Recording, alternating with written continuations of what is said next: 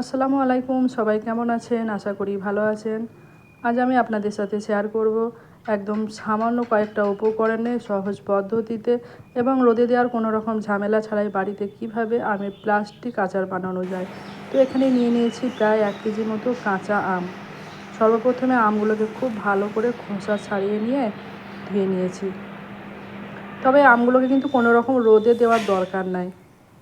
তো এই আচার বানানোর জন্য নিয়ে নিয়েছি সামান্য কয়েকটা উপকরণ। নিয়েছি আপনার শুকনো লঙ্কা, মৌরি এবং কুচানো আদা, আর এখানে নিয়ে নিয়েছি পরিমাণ মতো চিনি। তো এরপরে গ্যাস ওভেনের মধ্যে ফ্রাই প্যান বসিয়ে সর্বপ্রথমে যেটা করব, দিয়ে দিলাম আপনার চিনি।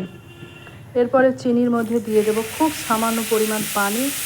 তারপরে এখানে একটা চিনি শিরা রেডি করে নেব। এরকম অবস্থায় কিন্তু গ্যাসের ফ্লেমটাকে একেবারে মিডিয়াম করে দেব। তারপরে একটু টাইম নিয়ে এটাকে নাড়াচাড়া করতে থাকবো। তো দেখতে দেখতে এখানে চিনির শিরাটা আমার প্রায় রেডি হয়ে আসছে। তবে আজকের ভিডিওটা আপনারা সম্পূর্ণ দেখবেন, স্কিপ না করে। আশা করি ভালো লাগবে এবং পারলে ভিডিওটাকে শেয়ার করবেন এবং আমার চ্যানেলে নতুন হয়ে থাকলে চ্যানেলটাকে অবশ্যই সাবস্ক্রাইব করে পাশে থাকবেন। তো চিনির শিরাটা আমার প্রায় দেখুন রেডি হয়ে আসছে। তো এরকম অবস্থায় আমি এর মধ্যে দিয়ে দেব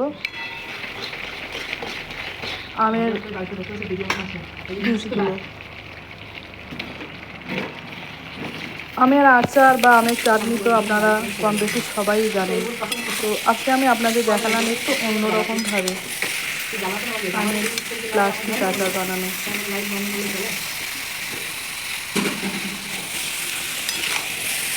সমস্ত আমের পিসগুলো আমি এই চিনি শিরার মধ্যে দিয়ে দিয়েছি এবং খুব ভালোভাবে নাড়াচাড়া করে নেব।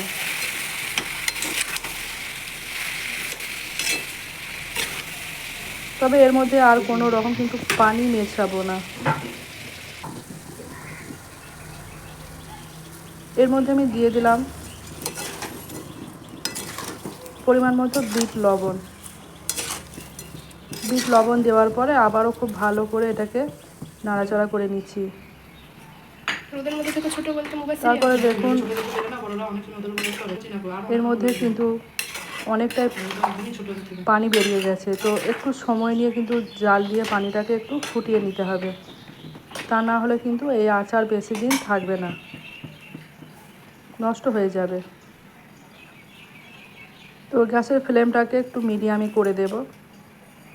এরপরে আমি এর মধ্যে দিয়ে দিলাম কুচানো আদা ও মৌরি, ও দিয়ে দিলাম শুকনো লঙ্কা। এক্ষেত্রে কিন্তু শুকনো লঙ্কার দানাগুলোকে আমি বার করে নিয়ে কাঁচি করে গোল গোল করে কেটে নিয়েছি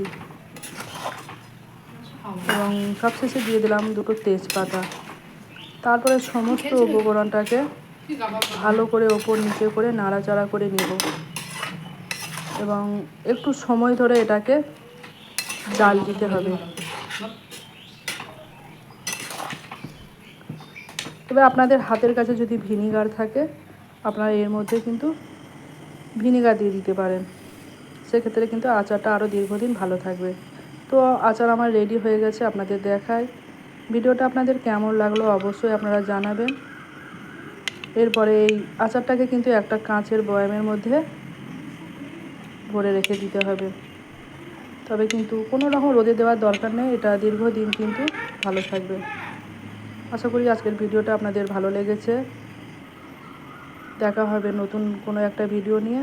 সবাই ভালো থাকবেন, সুস্থ থাকবেন। আল্লাহ হাফেজ।